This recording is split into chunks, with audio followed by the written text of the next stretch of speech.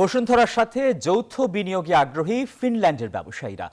বুধবার সকাল 9টায় বসুন্ধরা হেডকোয়ার্টারে বসুন্ধরা গ্রুপের সাথে ফিনল্যান্ডের বিজনেস ডেলিগেটের বৈঠক অনুষ্ঠিত হয়। বসুন্ধরা গ্রুপের প্রধান পরিচালন কর্মকর্তা শাহেদ জাহিদ বলেন, এই মুহূর্তে বাংলাদেশে স্বল্প সুদে ঋণের অভাব রয়েছে, যেখানে ফিনিশ সরকার দ্বিপাক্ষিক বিনিয়োগ কাঠামোর মাধ্যমে আমাদের সহযোগিতা করতে পারে। আমাদের শিল্পে বৈচিত্র্য রয়েছে। বৈঠকের অন্যতম প্রধান বিষয় ছিল ব্যয় কার্যকর তহবিল।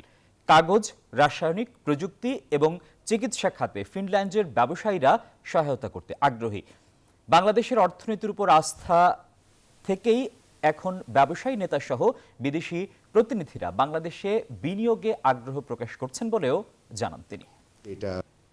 Availability to cheap funding for project implementation with high interest rates, যেটা এখন বাংলাদেশে কারেন্টলি প্রিভেল করতেছে more than 15%. অ্যাকচুয়ালি এটা অনেক ডিফিকাল্ট হয়ে যায় যে কোনো বিজনেস কে প্রফিটেবল করতে। ওয়ার্ল্ডের কোনো জায়গায় এত হাই ইন্টারেস্ট হয় না, বাংলাদেশের সোফার প্লাস অলমোস্ট 12%।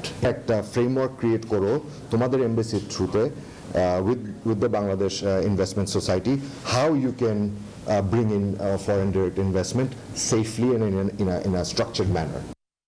বান্ডেল থাকলে প্রতি সেনমানিতে টাকা বাঁচবে। বিকাশ সেনমানি বান্ডেল কিনে জিতুন প্রতি লেনদেনে।